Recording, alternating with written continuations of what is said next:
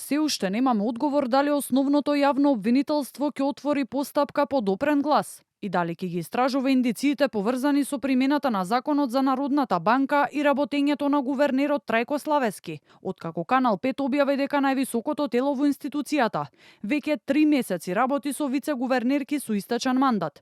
Председателот на Државната комисија за спречување на корупција Адем Чучул пак во телефонски разговор ни посочи дека досега не бил запознаен со случајот, но потенцира дека следната недела тој ќе биде ставен на дневен ред на редовниот колегиум. Канал 5 упати прашање и до ВМРО ДПМН, дали со цел утврдување одговорност кај гувернерот и двете вице-гувернерки ќе побараат отворање на истрага од надлежните институции, но и дали го осудуваат вчерашниот недоличен однос на Славески кон новинарот на Канал 5.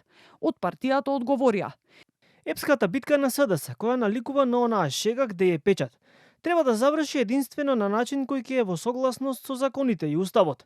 Пратеничката група на ВМРО ДПМН ќе постапи во согласност со законот. Стои во одговорот од партијата, додека во однос на однесувањето на Славески додаваат: ВМРО ДПМН не се согласува и осудува било кое навредливо однесување кон новинарите и медиумските работници или било кој друг субјект. Сметаме дека таквото однесување е недолично и ја охрабруваме критичката мисли и слободата на медиумските работници. Воедно повикуваме на обострано почитување на правилата и кодексите. Обвинителството да отвори предмет за гувернерот Славески денеска повторно побара од СДСМ, откаде сметаат дека ваквата состојба во институцијата може да има сериозни правни импликации врз функционирањето на Народната банка. Постои основано сомнение за незаконито непостапување на гувернерот, институцијата функционира во спорен состав и одлуките донесени во такви услови можат да бидат правно оспорени. По вчерашното непримерно и подценувачко однесување на Славески кон новинарот на Канал 5, кој побара легитимни одговори на прашања од јавен интерес,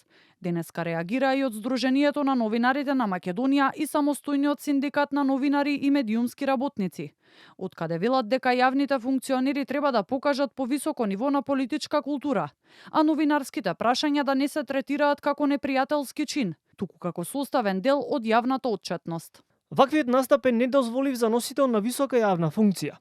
Новинарите не се должни да трпат омаловажувања, инсинуации и префрлање на вина, само затоа што поставуваат непријатни, но легитимни прашања во интерес на јавноста. Наместо аргументи и отчетност, јавноста виде обид новинарските прашања да се представат како напад, а новинарите да се дискредитираат пред камери. Вчера Славески обвини Канал 5 за тенденциозност, а прашањата за неговата работа ги оцени како атак врз Народната банка.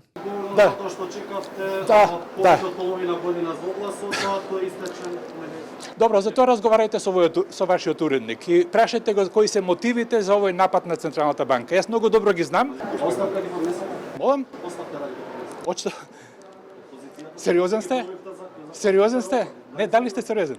Можете на прашање? Не може. Вчера реагираше и Македонската асоциација на новинари, откаде велат дека е недозволиво функционерите кои имаат обврска да одговараат на новинарски прашања, да ги третираат како напад врз институција.